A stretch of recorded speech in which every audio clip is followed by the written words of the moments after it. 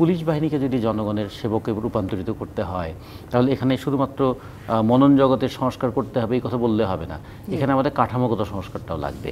সংস্কারের কথাটা এখন সবচেয়ে বেশি মানে প্রচারিত কথা এবং আতঙ্কের বিষয় এটা হতে পারে যে বিষয়ে বেশি প্রচারিত হয়, যে বিষয়ের পিছনে মানুষের আকাঙ্ক্ষাটা যুক্ত হয়ে থাকে, সেখানে যদি আকাঙ্ক্ষা পূরণ না হয় তা সবচেয়ে বেশি ঘৃণিত, কখনো উপেক্ষিত, কখনো কখনো টিটকারির বিষয় হয়ে যায়। ফলে আমরা এই ব্যাপারে সতর্ক থাকতে বলবো। 6টা কমিশন করা হয়েছে যারা 31শে ডিসেম্বরের মধ্যে তাদের সুপারিশ দেবেন।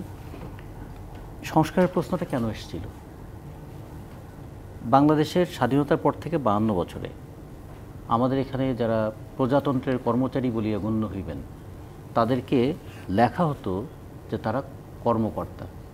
সংবিধান বলেছে প্রজাতন্ত্রের কর্মচারী, লেখা হচ্ছে তারা কর্মকর্তা।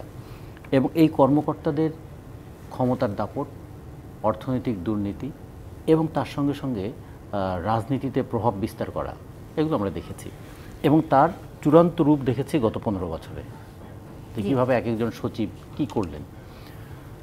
ফলে দুটো জিনিস কি এখানে আসতে পারে না, যে একটা হলো তারা কি তাদের অর্পিত দায়িত্ব যথাযথভাবে পালন করেছেন অথবা অনুপার্জিত আয় ভোগ করেছেন কি।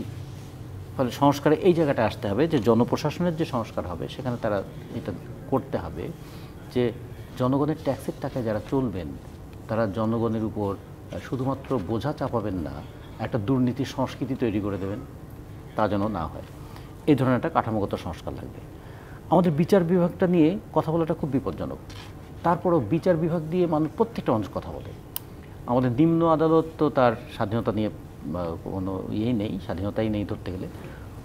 উচ্চ আদালত যেটা, সেই উচ্চ আদালতের বিচারপতি নিয়োগের মানদণ্ডটা কিন্তু এখন পর্যন্ত তৈরি করা হয়নি, যে কারণে দেখুন ক্ষমতা পরিবর্তনের সঙ্গে সঙ্গে এবার বিচারপতি পরিবর্তনের জায়গাও চলে আসছে। তার মানে বিচারপতি যিনি ন্যায় বিচারের প্রতীক হবেন তিনিও কিন্তু ঠিক ন্যায়সঙ্গতভাবে তার পদে আসীন হন নাই।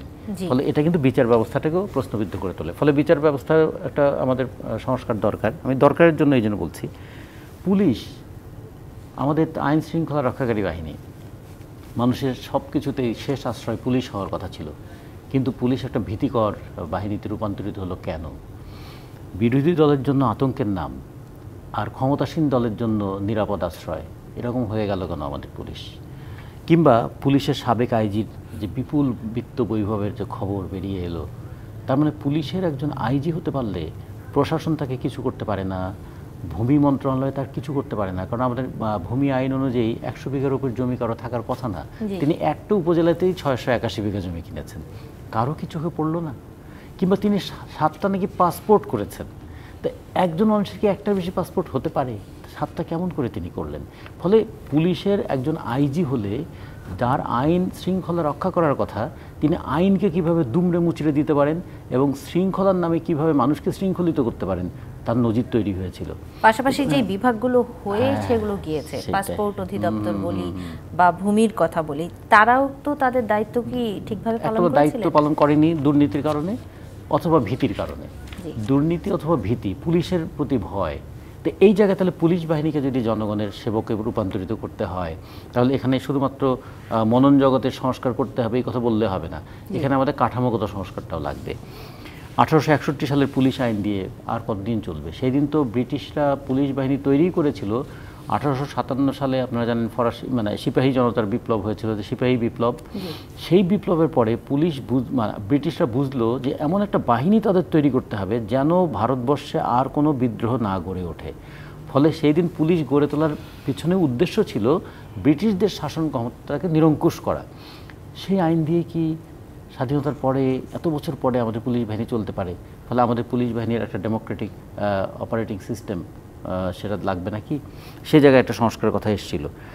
নির্বাচনের নামে যে আমাদের এখানে কি মশকরা হয়ে গেল, বিশেষ করে গত 3টা নির্বাচন, মানুষ নির্বাচন প্রিয় মানুষ, সেই মানুষরা নির্বাচনের প্রতি আগ্রহ হারিয়ে ফেলল। আর নির্বাচন মানে কি? লুণ্ঠনকে আইনসঙ্গতভাবে যুক্তিসঙ্গত করে দেওয়া। কীরকম? যে হলফনামায় বলা হচ্ছে তার সম্পদের বেড়েছে, কিন্তু দুদক কিচ্ছু করলো না। সে তো নিজে হলফ করে বললো যে আমি নির্বাচনের আগে আমার সম্পত্তি ছিল এত, আমি 5 বছর পরে এত হয়েছে, আর তো কিছু দরকার নেই। এই সেলফ ডিক্লারেশনটা দিয়েই তো দুদক তাকে ধরতে পারতো যে কোথা থেকে এই সম্পদটা এলো। তাহলে দুদক তখন কিন্তু ঘুমিয়ে পড়ে।